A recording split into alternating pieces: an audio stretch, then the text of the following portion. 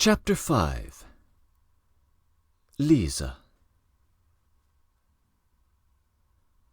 Pavel Pavlovich had no idea of giving him the slip, and goodness knows why Velchaninoff had asked him the question the night before. He was indeed at a loss to explain it himself. At his first inquiry at a little shop near the Pokrovsky church, he was directed to the hotel in the side street a couple of paces away. At the hotel it was explained that Monsieur Trusotsky was staying in the lodge close by in the courtyard, in furnished rooms at Marya Sisoevna's. Going up the narrow, wet, and very dirty stone stairs to the second story where these rooms were, he suddenly heard the sound of crying. It seemed like the crying of a child of 7 or 8. The sound was distressing. He heard smothered sobs which would break out, and with them the stamping of feet and shouts of fury, which were smothered too in a hoarse falsetto voice, evidently that of a grown-up man. This man seemed to be trying to suppress the child, and to be very anxious that her crying should not be heard, but was making more noise than she was. The shouts sounded pitiless, and the child seemed to be begging forgiveness. In a small passage at the top, with doors on both sides of it, Velchaninoff met a tall, stout, slovenly-looking peasant woman of 40, and asked for Pavel Pavlovich. She pointed toward the door from which the sounds were coming. There was a look of some indignation on the fat, purple face of this woman. "You see how he amuses himself," she said gruffly, and went downstairs. Velchaninoff was just about to knock at the door, but on second thoughts he walked straight in. In a small room, roughly though amply furnished with common painted furniture, stood Pavel Pavlovich without his coat and waistcoat. With a flushed and exasperated face he was trying, by means of shouts, gesticulations, and even, Velchaninoff fancied, kicks, to silence a little girl of 8, shabbily dressed in a short, black woolen frock. She seemed to be actually in hysterics. She gasped hysterically and held out her hands to Pavel Pavlovich as though she wanted to clutch at him, to hug him, to beseech and implore him about something. In one instant the whole scene was transformed. Seeing the visitor, the child cried out and dashed away into a tiny room adjoining, and Pavel Pavlovich, for a moment disconcerted, instantly melted into smiles, exactly as he had done the night before, when Velchaninoff flung open the door upon him on the stairs. "Alexey Ivanovitch!" he cried in genuine surprise. "I could never have expected... But come in, here on the sofa, or here in the armchair, while I..."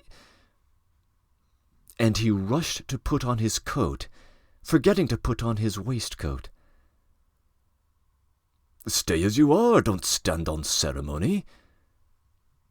Velchaninoff sat down in the chair. "No, allow me to stand on ceremony. Here, now I am more respectable. But why are you sitting in the corner? Sit here in the armchair by the table. Well, I didn't expect you. He, too, sat down on the edge of a rush-bottomed chair, not beside his unexpected visitor, but setting his chair at an angle so as to sit more nearly facing him. "Why didn't you expect me?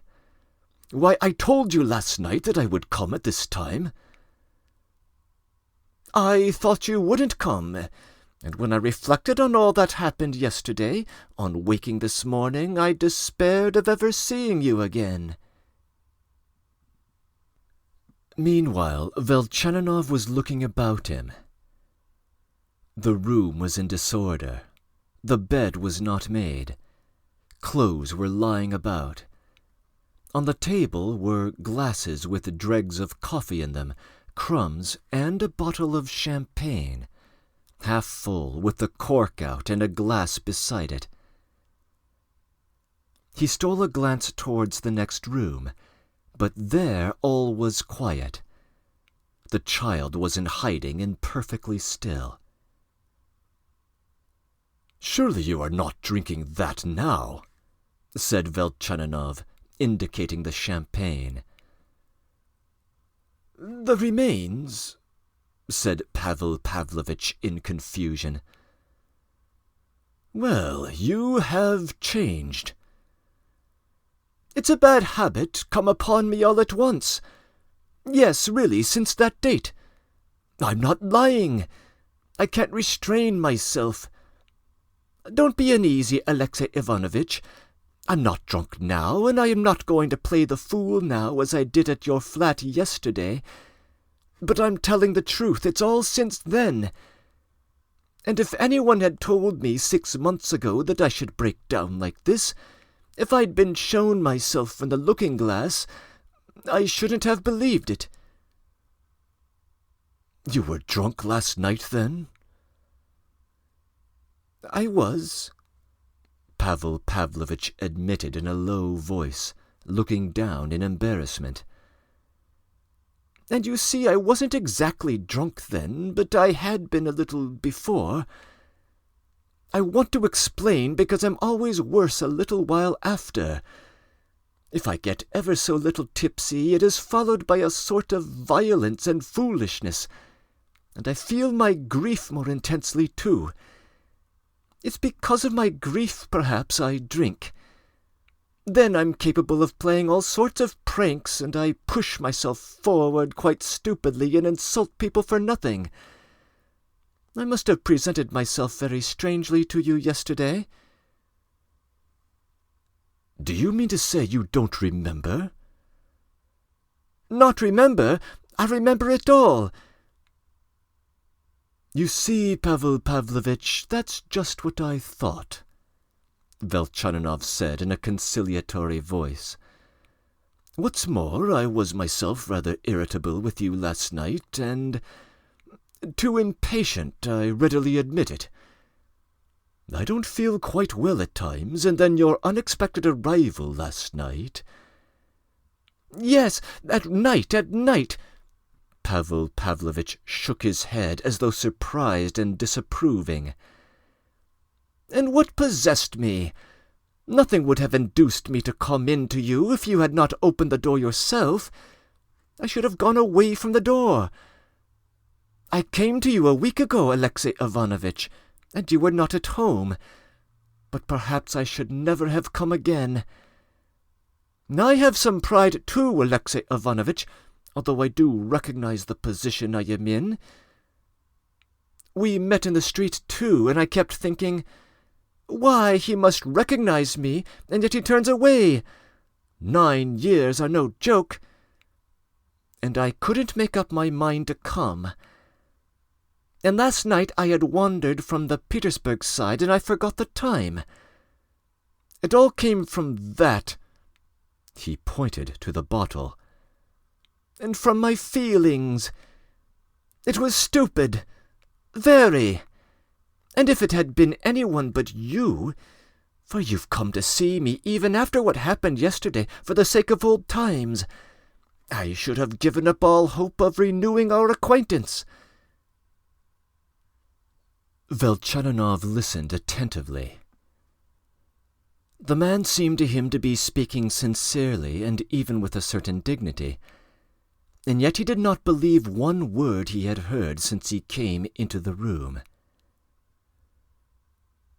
"Tell me, Pavel Pavlovich, you are not alone here, then?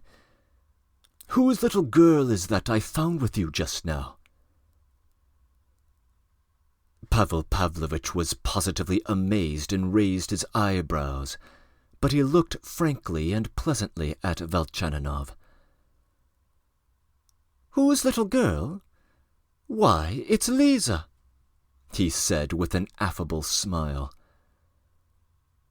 "What Lisa?" muttered Velchaninoff with a sort of inward tremor. The shock was too sudden. When he came in and saw Lisa just before, he was surprised, but had absolutely no presentiment of the truth, and thought nothing particular about her.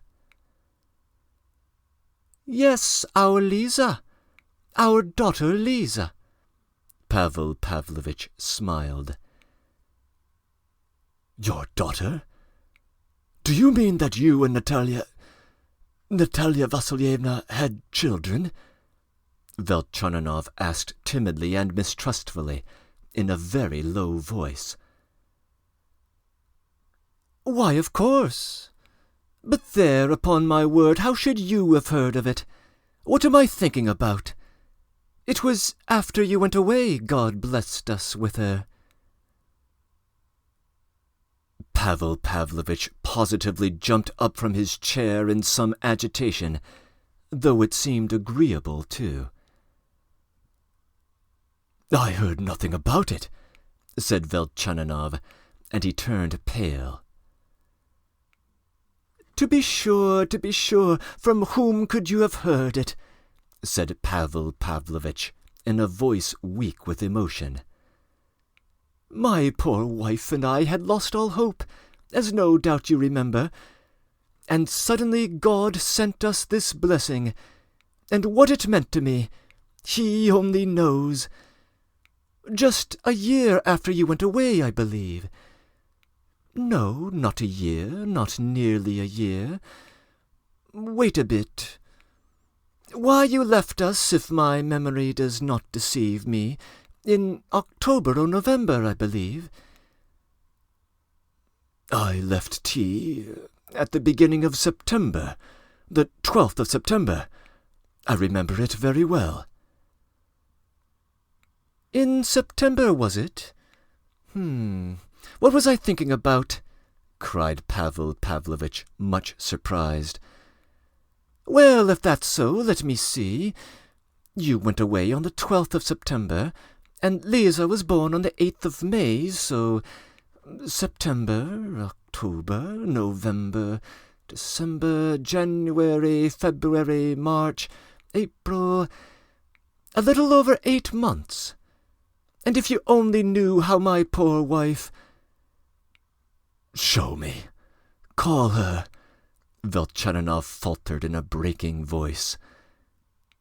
"Certainly," said Pavel Pavlovich fussily, at once breaking off what he was saying as though it were of no consequence. Directly, I'll introduce her." And he went hurriedly into the other room to Lisa. Fully 3 or perhaps 4 minutes passed. There was a hurried, rapid whispering in the room, and he just caught the sound of Lisa's voice. "She's begging not to be brought in," thought Velchaninoff. At last they came out. "You see, she's all confusion," said Pavel Pavlovich. "She's so shy and so proud, the image of my poor wife."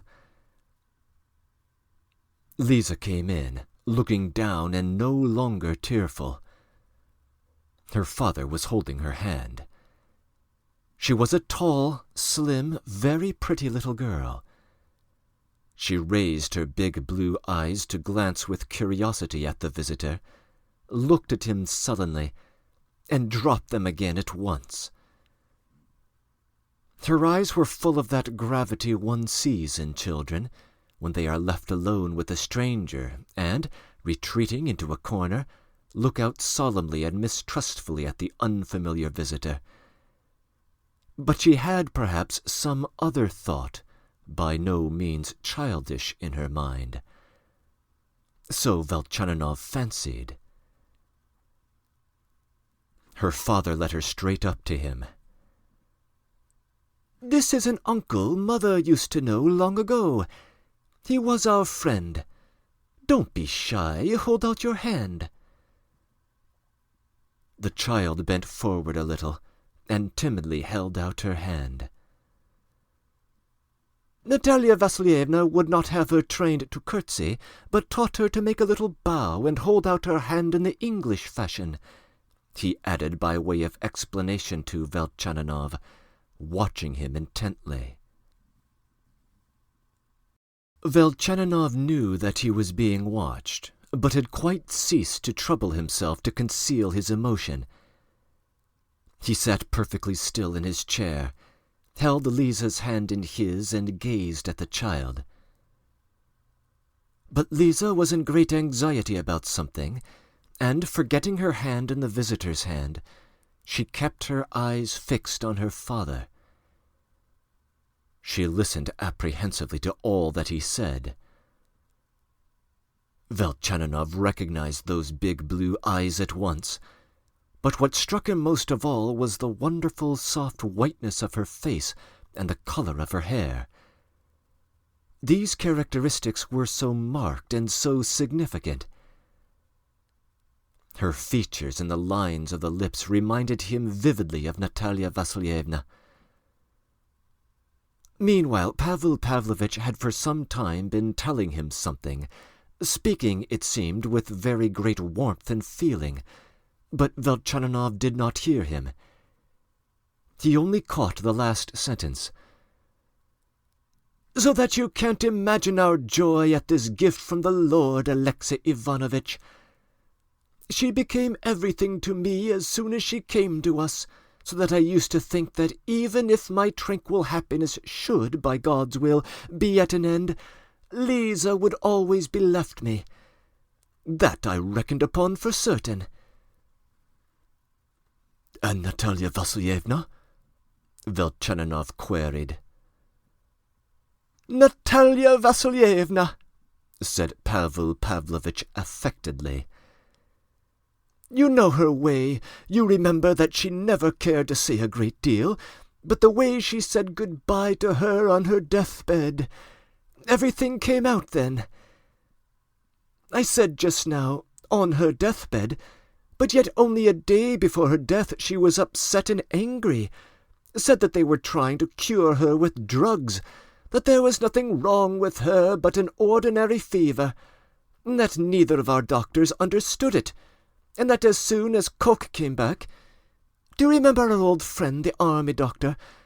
She would be up again in a fortnight.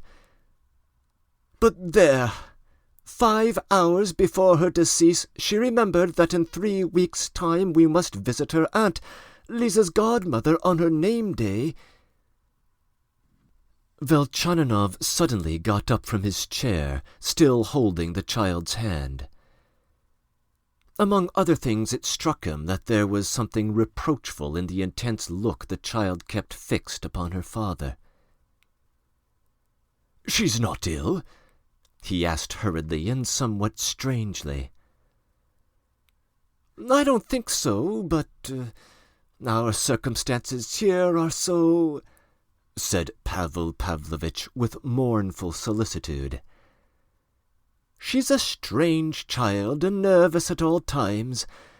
After her mother's death she was ill for a fortnight, hysterical.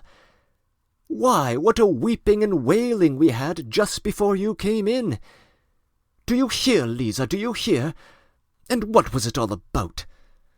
All because I go out and leave her. She says it shows I don't love her any more as I used to when Mother was alive. That's her complaint against me.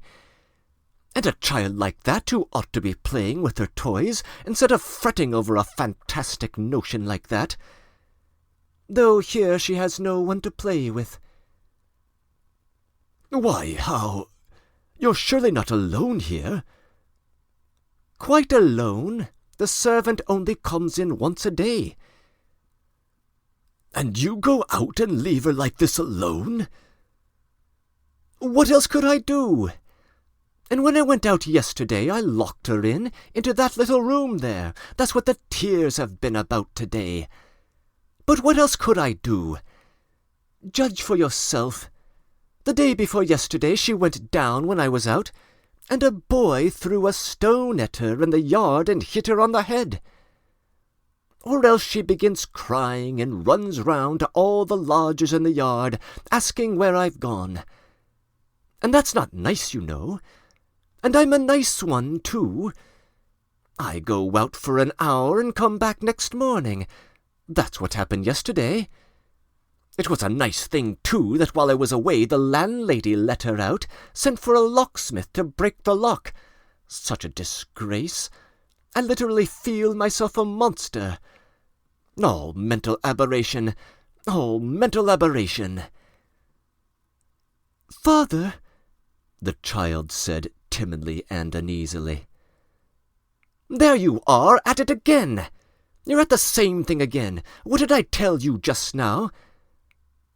I won't, Lisa repeated in terror, hurriedly clasping her hands before him.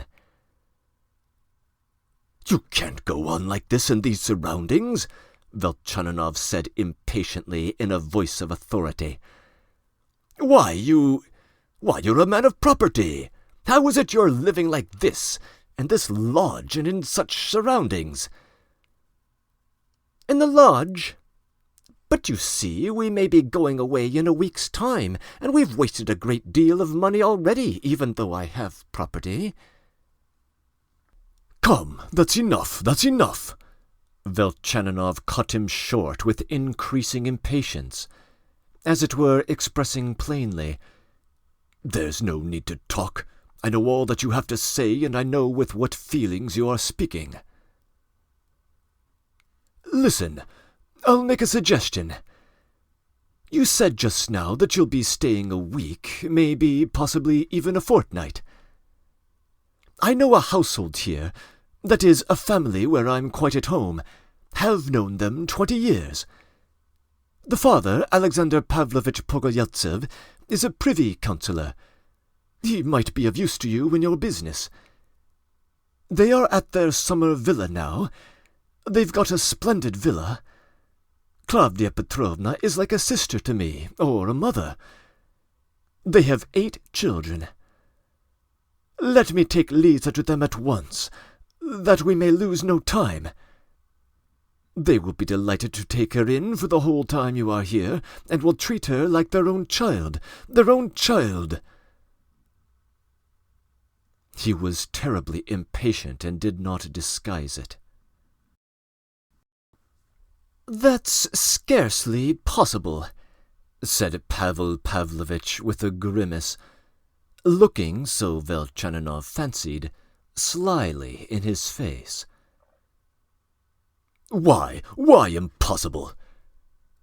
"Why, how can I let the child go so suddenly, with such a real friend as you, of course, I don't mean, but into a house of strangers, and of such high rank, where I don't know how she'd be received either?" "But I've told you that I'm like one of the family," cried Velchaninoff almost wrathfully. "Claudia Petrovna will be delighted to take her at a word from me, as though it were my child. Damn it all! Why, you know yourself that you only say all this for the sake of saying something. There's nothing to discuss." He positively stamped his foot. "I only mean, won't it seem strange? I should have to go and see her once or twice anyway, or she would be left without a father, and in such a grand household." "But it's the simplest household, not grand at all," shouted Velchaninoff. "I tell you there are a lot of children.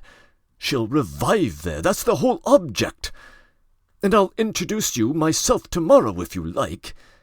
And of course you would have to go to think them. We'll drive over every day if you like." "It's all so—" "Nonsense! And what's more, you know that yourself. Listen, come to me this evening and stay the night perhaps, and we'll set off early in the morning so as to get there at 12. "My benefactor! And even to stay the night with you!" Pavel Pavlovich agreed suddenly in a tone of fervent feeling. "You are doing me a charity, literally. Where is their villa?" "Their villa is in Liesnoe." "Only, I say, what about her dress? For, you know, in such a distinguished household, and in their summer villa, too, you know yourself, a father's heart." "What about her dress? She's in mourning. She couldn't be dressed differently, could she? It's the most suitable one could possibly imagine. The only thing is she ought to have clean linen, a clean tucker." Her tucker and what showed of her underlinen were, in fact, very dirty. "She must change her things at once," said Pavel Pavlovich fussily, "and we'll get together the rest of what she needs in the way of underclothes. Marya Sisuevna has got them in the wash." "Then you should tell them to fetch a carriage," Velchaninoff interposed, "and make haste if you can." But a difficulty presented itself. Lisa resolutely opposed it. She had been listening all the time in terror, and if Velchaninoff had had time to look at her attentively while he was persuading Pavel Pavlovich, he would have seen a look of utter despair upon her little face. "I am not going," she said firmly in a low voice. "There, there, you see she's her mother over again." "I'm not my mother over again! I'm not my mother over again!"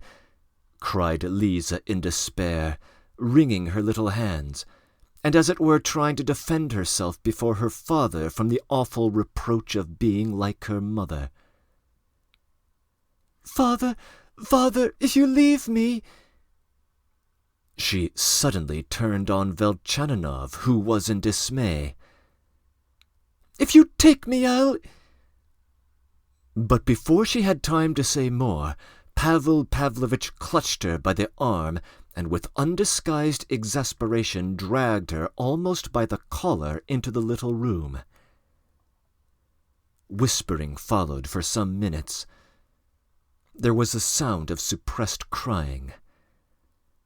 Velchaninoff was on the point of going in himself, but Pavel Pavlovich came out, and with a wry smile announced that she was coming directly. Velchaninoff tried not to look at him and kept his eyes turned away. Marya Sisuevna appeared. She was the same peasant woman that he had met just before in the passage. She began packing the linen she had brought with her in a pretty little bag belonging to Lisa. "Are you taking the little girl away then, sir?" she asked, addressing Velchaninoff. "Have you a family then? It's a good deed, sir. She's a quiet child. You are taking her from a perfect bedlam." "Come, come, Marya Sisuevna," muttered Pavel Pavlovich. "Marya Sisuevna, indeed. That's my name, right enough. It is a bedlam here, isn't it? Is it the proper thing for a child that can understand to see such disgraceful goings-on? They fetched you a carriage, sir. To Liesnoe, is it?" "Yes, yes." "Well, it's a blessing you came." Lisa came out pale, and, looking down, took her bag. Not one glance in Velchaninoff's direction. She restrained herself and did not, as before, rush to embrace her father, even at parting. Evidently she was unwilling to look at him either. Her father kissed her decorously on the head and patted it. Her lips twitched as he did so, and her little chin quivered. But still she did not raise her eyes to her father. Pavel Pavlovich looked pale, and his hands were trembling. Velchaninoff noticed that distinctly, though he was doing his utmost not to look at him. The one thing he longed for was to get away as quickly as possible. After all, it's not my fault, he thought. It was bound to be so. They went downstairs. There Marya Sisuevna kissed Lisa goodbye, and only when she was sitting in the carriage Lisa lifted her eyes to her father, flung up her hands, and screamed. Another minute and she would have flung herself out of the carriage to him, but the horses had started.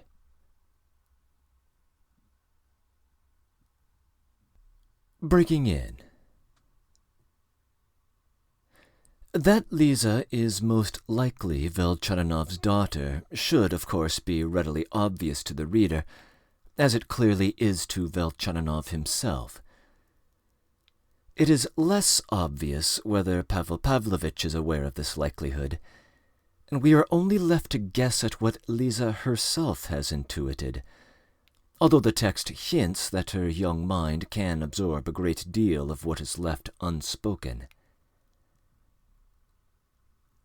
At the end of the last chapter, we learned that Natalia Vasilievna had sent Velchananov away from T with the claim that she was pregnant, but then changed her tale in her later letter, as though she had simply cast him off for another, perhaps for that artillery officer.